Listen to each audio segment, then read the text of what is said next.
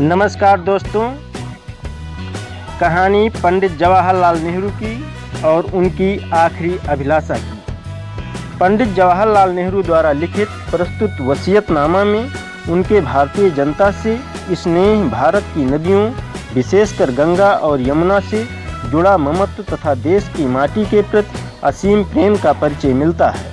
नेहरू जी की अंतिम अभिलाषा रही है कि मरने के बाद उनकी मुट्ठी भर भस्म गंगा नदी में प्रवाहित करके शेष विमान द्वारा उन खेतों में बिखेर दी जाए जहां भारतीय किसान कड़ी मेहनत करते हैं। देश के प्रथम प्रधानमंत्री पंडित जवाहरलाल नेहरू ने लिखा है कि भारतीय जनता से मुझे इतना प्रेम और स्नेह मिला है कि मैं चाहे जो कुछ भी करूं, उनके अल्पांश का भी बदला नहीं चुका सकता। और सच तो यह है कि प्रेम जैसी अमूल्य वस्तु का बदला चुकाया भी नहीं जा सकता। लोगों ने बहुतों को सराहा है और अनेक के प्रति श्रद्धा व्यक्त की है, परंतु भारतीय जनता के सभी वर्गों के लोगों से मुझे इतना अधिक प्यार मिला है कि मैं उससे अभिभूत हूँ। मैं केवल यह कर सकता हूँ कि जितने दिन मैं और जीवित रहूँ, मैं अपने देशवासियों के प्यार के योग्य बना रहूँ। अपने अनगिनत साथियों और सहकर्मियों के अनुग्रह का मैं और भी अधिक ऋणी हूँ। हम लोगों ने बड़े बड़े काम को हाथों में लिया है और कंधे से कंधा मिलाकर उन्हें करते रहे हैं तथा उन सफलताओं और विपत्तियों में साझीदार रहे हैं जो इस प्रकार के कामों के कार्य अनिवार्य रूप से लगी रहती हैं। मेरी इच्छा है कि मरने के बाद मेरा दाह संस्कार कर दिया जाए।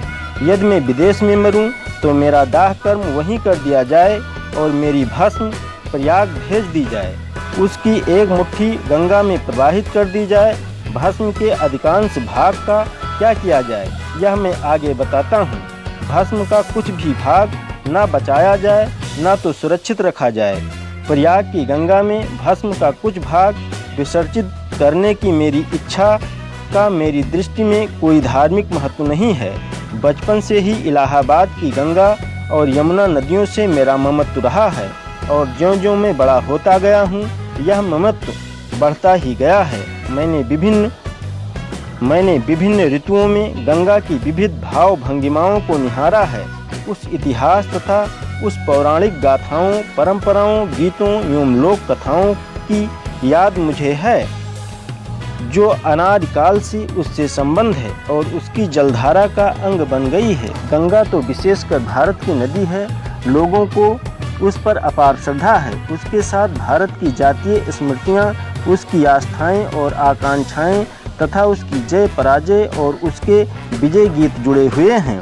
यह गंगा युगों युगों पुरानी भारतीय संस्कृति और सभ्यता का प्रतीक रही है जो अनादिकाल से बहती हुई बदलती चली जा रही है, फिर भी बनी हुई है।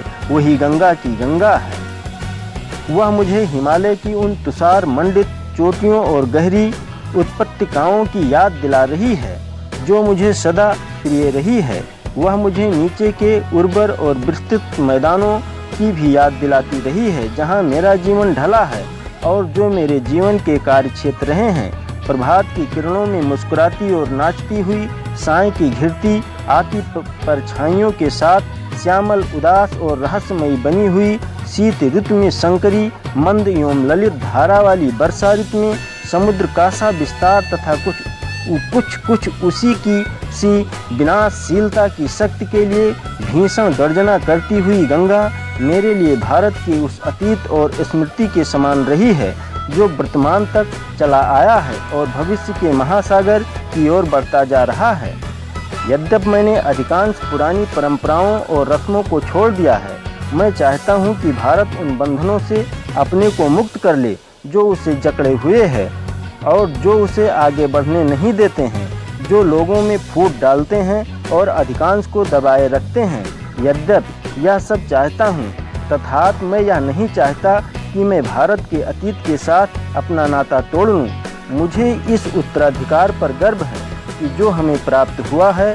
मैं इस बात को भी भली भांति समझता हूँ कि मैं और भी औरों की तरह उस अटूट श्रृंखला की एक अटूट कड़ी हूँ जो स्मृति के सहारे भारत के अतीत में इतिहास के उषा काल तक चलती आई है। उस श्रृंखला को मैं कभी नहीं तोड़ना चाहूँगा, क्योंकि मैं उसे बहुत बड़ी निधि मानता हूँ और उससे प्रेरणा ग्रहण करता हूँ। अपनी इस अभिलाषा की पूर्ति के लिए भारत के सांस्कृतिक उत्तराधिकार के प्रति अपनी अंतिम श्रद्धांजलि अर्पित करने की इच्छा से मैं यह प्रार्थना करता हूँ कि मेरी भस्म से मेरी मुट्ठी भर इलाहाबाद के पास गंगा में प्रवाहित कर दी जाए, जिससे कि वह उस महासागर तक पहुँच जाए। मैं चाहता हूँ कि मेरी भस्म का शेष भाग विमान द्वारा ऊपर से उन खेतों में बिखेर दिया जाए जहाँ भारत के किसान कड़ी मेहनत करते हैं, ताकि वह भस्म भारत की धूल और मिट्टी में मिलकर भारत का ही अभिन्न अंग बन जाए। जय हिंद, जय भारत।